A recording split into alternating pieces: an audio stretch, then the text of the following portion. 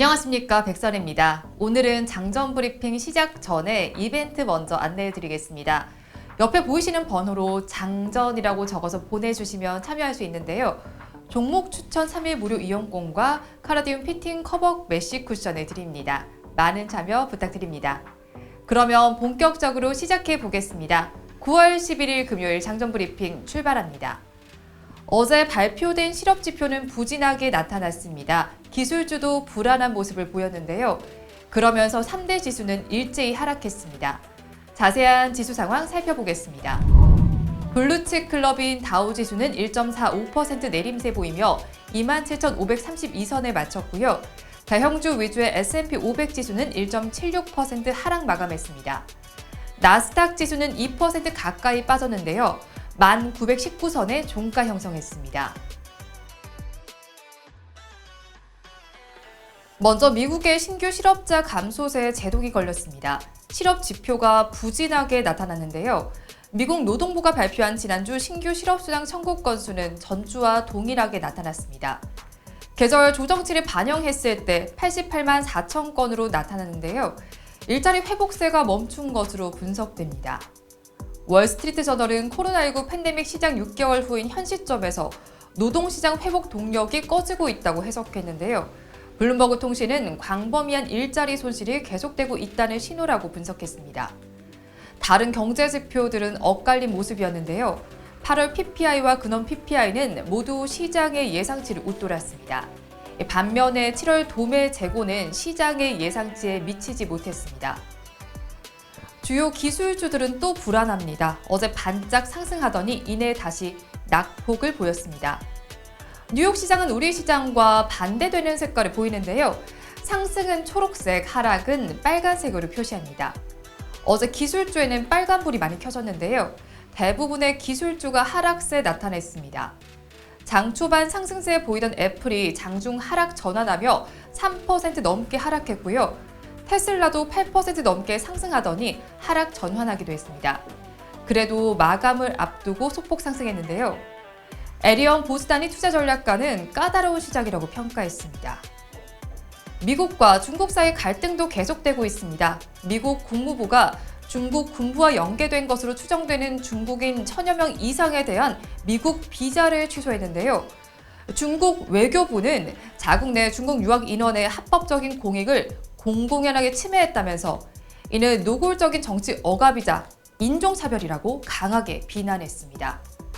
또 남중국해 영유권 분쟁과 홍콩 보안법 문제 등을 둘러싸고 미국과 중국의 대표가 강경한 발언을 내놓으면서 충돌했습니다. 미국의 추가 경기 부양책 관련 불확실성도 지속되고 있습니다. 공화당은 이날 소규모 부양책을 상원 표결에 붙였습니다. 규모는 3천억 달러 정도인데요. 하지만 민주당의 반대로 부결됐습니다. 민주당은 여전히 2조 달러 이상의 부양책이 필요하다고 주장하고 있습니다. 악재가 지나가 뉴욕 시장은 모두 마이너스권에 들었습니다. 이어서 뉴스 체크해 보겠습니다. 첫 소식입니다. 친환경차에 대한 관심은 지속되고 있습니다. 이런 가운데 전기 트럭 업체인 하일리온의 합병 소식이 전해졌습니다. 스펙주인 토토이즈와 28일 합병을 의결할 것으로 보이는데요.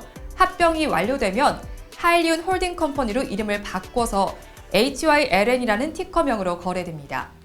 한편 토토이즈의 주가는 하일리온 합병이 발표된 지난 6월 19일 37%대 상승률을 보였고 다음 날에도 30% 넘게 뛰었습니다. 유럽연합이 영국을 상대로 최후 통첩을 했습니다. 영국이 브렉시트의 법률적 근거가 된 협정 일부 조항을 무력화하려는 움직임을 보이기 때문인데요. 이유는 영국 정부의 이달 말까지 철회를 요구한 상태입니다. 그렇지 않을 경우 법적 조치를 하거나 영국과의 대화를 중단할 수도 있습니다.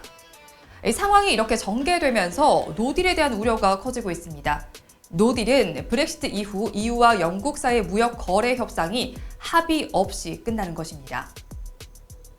거래 수수료와 증권회사 수수료가 한시적으로 면제됩니다.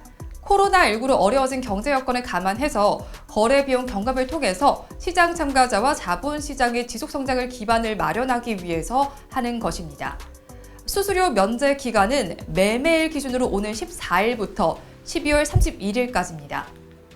한국거래소와 한국예탁결제원은 수수료 면제 방침에 따라 약 1,650억 원의 투자자 비용 절감 효과가 예상된다고 밝혔습니다. 9개월 넘게 이어진 아시아나항공 인수전의 결론이 나옵니다. 정부는 오늘 오전 산업 경쟁력 강화 관계장관 회의를 열고 아시아나항공 지원 방안을 결정합니다. 이 회의에서 산업은행과 수출입은행 등 아시아나항공 채권단의 M&A 무산에 따른 플랜 B 보고가 이루어집니다. 이 플랜 B는 아시아나항공 경영 정상화 방점에 찍혔습니다. 아시아나항공의 재무 상태가 좋지 않고 코로나19 장기화로 항공산업 불확실성이 높아져 당장 새로운 인수자를 찾기 어렵기 때문입니다. 다음으로 환율 보겠습니다. 달러화는 강세를 보였습니다. 미국 고용지표 부진 등에 상승했습니다. 0.16% 오른 93달러 40센트에 마감했습니다. 원달러 환율은 4원 20전 내린 1184원 90전에 마쳤습니다. NDF 역외 환율이 1188원대로 마친 것을 감안하면 오늘 원달러 환율은 3원 정도 상승 출발이 예상됩니다. 끝으로 오늘 이슈엔 테마입니다. 방송통신위원회와 페이스북이 오늘 행정소송 2심을 합니다. 국내 이용자를 볼모로 삼은 망 이용료 협상 과정에서 벌어진 일에 대한 행정처분의 유효성 문제가 핵심인데요. 1심에서는 페이스북이 승소했습니다. 일명 넷플릭스법이라고 불리는 전기통신사업법 개정안은 이번 판결에 직접적인 영향을 미치지 않을 것으로 보이는데요. 오늘 어떤 판결이 나올지 주목해 보시기 바랍니다. SK바이오팜이 코스피 200 지수에 편입됩니다. 오늘 특리에 편입되는 건데요. 코스피 200 지수는 우리 증시를 대표하는 200개 종목으로 구성되어 있습니다. 선물과 옵션의 주요 거래 대상이 되는데요. SK바이오팜이 편입하면서 고려제강은 코스피 200에서 제외됩니다. 미국에서는 소비자 물가 지수를 발표합니다. 소비자 물가 지수 CPI는 소비자의 시각에서 상품과 서비스 가격의 변동을 측정하는 겁니다. 대표적인 인플레이션 지표로 활용되는데요. 우리 시간으로 오후 9시 30분에 볼 수 있습니다. 미국 시장이 다시 하락세 보이면서 우리 시장에도 영향을 미칠 것으로 보이는데요. 기술주 중심으로 잘 지켜보셔야겠습니다. 한편 오늘 여러 경제 지표들이 발표됩니다. 기획재정부에서는 9월 최근 경제 동향 그린북을 공개하고요. 정오에는 7월 중 통화와 유동성 동향, 그리고 예금 취급기관 가계 대출을 확인할 수 있습니다. 더불어 8월 이후에 국제금융과 외환시장 동향도 발표됩니다. 함께 참고해 보시기 바랍니다. 오늘장 어떻게 흘러갈지 이어지는 방송으로 체크해 보시기 바랍니다. 함께해 주신 여러분 고맙습니다.